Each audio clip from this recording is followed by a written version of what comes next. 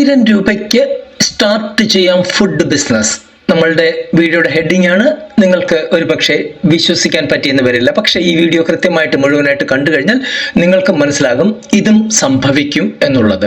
സ്വന്തമായിട്ടൊരു ബിസിനസ് തുടങ്ങണം എന്ന ആഗ്രഹമുണ്ടെങ്കിലും കയ്യിൽ വലിയ തുകയില്ല എന്നുള്ള പേടി കാരണം പിന്മാറിയ ആളുകൾക്ക് വേണ്ടിയാണ് ഈ ബിസിനസ് ഐഡിയ ഇവിടെ പറയുന്നത്. നിങ്ങളുടെ വീട്ടിലെ അടുക്കളയിൽ നിന്ന് വെറും ₹1000 മുടക്കു മുതലിൽ തുടങ്ങി നല്ലൊരു പ്രതിമാസ വരുമാനം ഉണ്ടാക്കാൻ സാധിക്കുന്ന ഒരു ഫുഡ് ബിസിനസ് രീതിയെ കുറിച്ചാണ് നമ്മൾ ഇവിടെ പറയാൻ പോകുന്നത്. ഫുഡ് ബിസിനസ് എന്ന് പറയുമ്പോൾ കടകൾ എടുക്കണമെന്നോ വലിയ യന്ത്രങ്ങൾ വേണമെന്നോ ഒരുപാട് തൊഴിലാളികൾ വേണമെന്നോ ഒക്കെ നമുക്ക് തോന്നിയേക്കാം.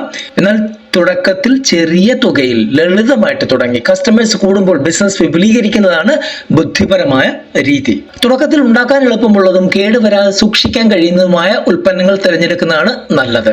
ഏത് പ്രൊഡക്റ്റ് തിരഞ്ഞെടുക്കണം എന്നുള്ള നിങ്ങളുടെ ചോദ്യത്തിന്റെ ഉത്തരമാണ് ഇത്. സാധാരണ നമ്മളുടെ ഹോം മെയ്ഡ് അച്ചാറുകൾ, ചിപ്സുകൾ, കുക്കീസുകൾ, കേക്കുകൾ, അതുപോലെ തന്നെ നമുക്ക് ചുറ്റുപാടും ഓഫീസുകളൊക്കെ ഉണ്ടെങ്കിൽ അവർക്കുള്ള ഹോം മെയ്ഡ് ലഞ്ച് ബോക്സ്, കൂടാതെ വൈകുന്നേരത്തെ സ്നാക്സ്, ഇങ്ങനെയുള്ള കാര്യങ്ങളെ കുറിച്ച് ചിന്തിക്കുന്നതായിരിക്കും ഏറ്റവും നല്ലത്. നമുക്ക് തരാൻ പറ്റുന്ന ഒരു സജഷൻ എന്ന് പറയുന്നത് തുടക്കക്കാർക്ക് ഏറ്റവും കുറഞ്ഞ ചെലവിൽ ചെയ്യാൻ പറ്റുന്ന ഒന്നാണ് ഹോം മെയ്ഡ് അച്ചാറുകൾ അല്ലെങ്കിൽ ഈവനിങ് സ്നാക്സ്. ഇവയ്ക്ക് പ്രാദേശികമായിട്ട് എപ്പോഴും ആവശ്യക്കാരുണ്ടായിരിക്കും. എന്നാൽ ഒരുപാട് പേര് ചെയ്യുന്നില്ലേ, പിന്നെ ഞാൻ ചെയ്താൽ വിജയിക്കുമോ എന്നുള്ളതൊക്കെ വഴിയെ ചിന്തിക്കാം. ഇതിനാവശ്യമായിട്ടുള്ള ലൈസൻസുകൾ എന്താണെന്ന് നോക്കാം.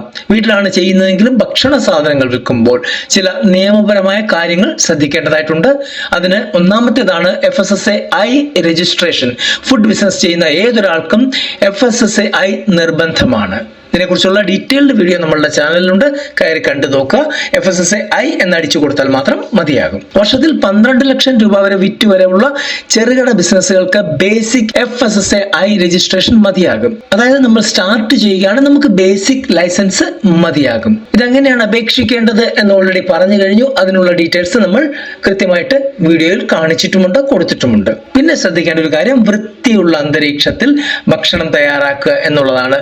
ഭക്ഷണം എന്ന് പറയുമ്പോൾ തന്നെ വൃത്തിയാണ്. ഓക്കെ, അടുത്തത് ഇൻവെസ്റ്റ്മെന്റും അതിനുള്ള ആവശ്യമായ സാധനങ്ങളും എന്തൊക്കെയാണെന്ന് നോക്കാം. ₹1000 എങ്ങനെ വിനിയോഗിക്കാം എന്നാണ് നമ്മൾ ഇവിടെ നോക്കുന്നത്. റോ മെറ്റീരിയൽസ് 500-600 രൂപയുടെ എന്തുൽപ്പന്നമാണ് ഉണ്ടാക്കാൻ ശ്രമിക്കുന്നതെങ്കിലും ഈ ഒരു റേഞ്ചിലുള്ള റോ മെറ്റീരിയൽസ് മാത്രം വാങ്ങിക്കൊണ്ട് തുടങ്ങുന്നതായിരിക്കും നല്ലത്. പിന്നെ വേണ്ടത് പാക്കിംഗ് ആണ്. ഒരു 200-250 രൂപയുടെ പാക്കിങ്ങിന്റെ സാധനങ്ങൾ നമുക്ക് വാങ്ങിക്കാൻ പറ്റും നമ്മളുടെ പ്രോഡക്റ്റിന് അനുസൃതമായിട്ട്. കവറുകളാകാം, ബോട്ടിലുകളാകാം, ഫുഡ് ഗ്രേഡ് പാക്കറ്റുകളാകാം, എന്തുമാകാം. പിന്നെ വരുന്ന ലേബലിംഗ് ആണ്. നമ്മൾ ഈ പ്രോഡക്റ്റ് ഉണ്ടാക്കി കൊടുക്കുമ്പോൾ അതിന്റെ പുറത്ത് ഒരു 100-150-200 രൂപ മാക്സിമം വന്നു കഴിഞ്ഞാൽ നമ്മളുടെ ബിസിനസിന്റെ പേരും ഫോൺ നമ്പറും ഒക്കെ അച്ചടിച്ച ലേബൽ ഉണ്ടാക്കിയെടുക്കാൻ പറ്റും. ഈ 3 കാര്യങ്ങളാണ് നമ്മൾ ഈ ₹1000 തൽക്കാലം ഉൾക്കൊള്ളിച്ചിരിക്കുന്നത്. അത് നമുക്ക് നമ്മളുടെ ഈ ബിസിനസ് തുടങ്ങാൻ വേണ്ടിയുള്ള ബേസിക് ആയിട്ടുള്ള കാര്യങ്ങളാണ്.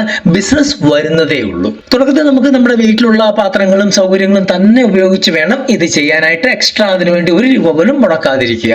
ഇനി ഇതെങ്ങനെ മാർക്കറ്റ് ചെയ്യാം എന്നുള്ളത് നോക്കണം.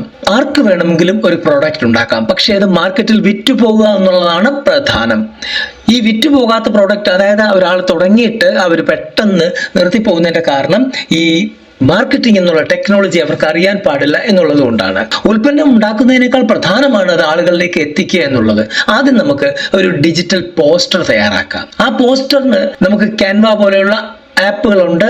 അതുപയോഗിച്ച് നമുക്ക് നമ്മളുടെ മൊബൈൽ ഫോണിൽ തന്നെ ഇത് ഉണ്ടാക്കിയെടുക്കാൻ പറ്റും. പിന്നെ വേണ്ടത്, വാട്സപ്പ് ഇല്ലാത്ത മനുഷ്യരില്ല സത്യം പറഞ്ഞു കഴിഞ്ഞാൽ. കാരണം ഈ ഒരു ലെവലിൽ ചിന്തിക്കുന്ന എല്ലാവർക്കും വാട്സപ്പ് കാണും.